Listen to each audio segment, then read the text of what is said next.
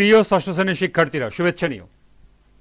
আজকে আমি তোমাদের বাংলাদেশ ও বিশ্ব পরিচয় বিষয়ের নতুন বই থেকে দ্বিতীয় অধ্যায় বাংলাদেশের ইতিহাস এর 16 পৃষ্ঠার কাজ সমাধান করে দেব। প্রথমে তোমাদের বলবো, যারা আমার চ্যানেলটি সাবস্ক্রাইব করো নাই তারা আমার চ্যানেলটি সাবস্ক্রাইব করবে এবং আমার সাথে থাকবে। তাহলে চলো আমরা ক্লাস শুরু করি। বাংলাদেশ ও বিশ্ব পরিচয় দ্বিতীয় অধ্যায়, পৃষ্ঠা নং 16, কাজ। সহপাঠীদের সঙ্গে দলগতভাবে মুক্তিযুদ্ধের পটভূমি আলোচনা করে উপস্থাপন করো। তো চলো এখন আমরা এর সমাধান দেখে নিই। মুক্তিযুদ্ধের পটভূমি ছিল মূলত পশ্চিম পাকিস্তানি শাসক গোষ্ঠীর দীর্ঘদিনের শোষণ, বৈষম্য ও নিপীড়ন, যা 1952 সালের ভাষা আন্দোলন, 1966 সালের 6 দফা, 1969-এর গণ অভ্যুত্থান এবং 1970-এর নির্বাচনের মাধ্যমে তীব্র আকার ধারণ করে।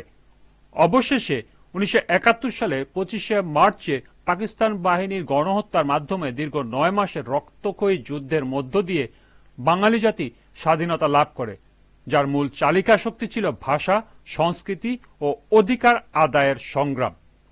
মুক্তিযুদ্ধের মূল পটভূমি বিস্তারিত নিম্নে উপস্থাপন করা হল। 1. ভাষা আন্দোলন।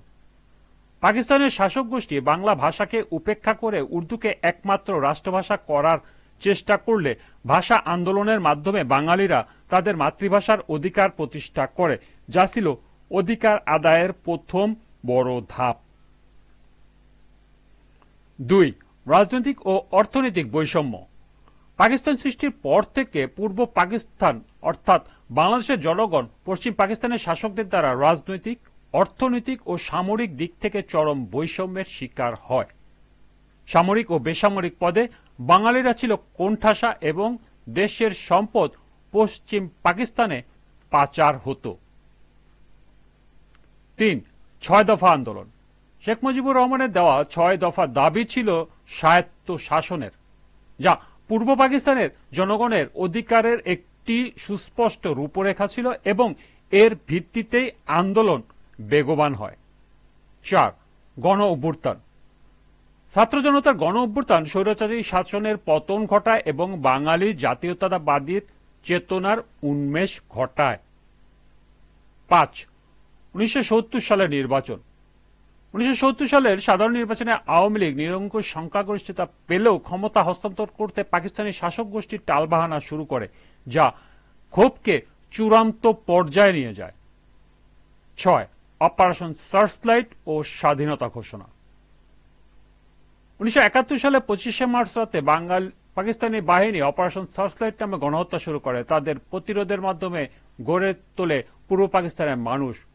26শে মার্চ তারিখে মেজর জিয়াউর রহমান চট্টগ্রামের কালুরঘাট বেতার কেন্দ্র থেকে বাংলাদেশের স্বাধীনতা ঘোষণা করেন। এরপর তিনি 27শে মার্চ শেখ মুজিবুর রহমানের পক্ষে আবারও স্বাধীনতা ঘোষণা দেন, যা 26শে মার্চ থেকে শুরু হওয়া মুক্তিযুদ্ধের সূচনা করে।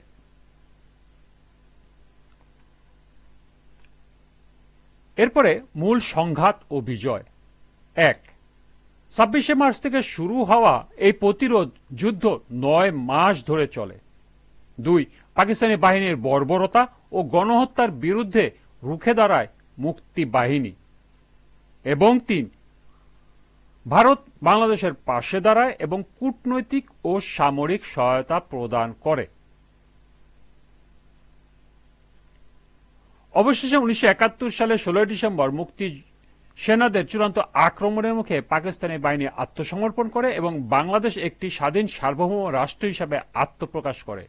এভাবেই মুক্তিযুদ্ধের পটভূমি তৈরি হয়। এই ছিল এই কাজের সমাধান। আজকের ক্লাসটি এ পর্যন্তই।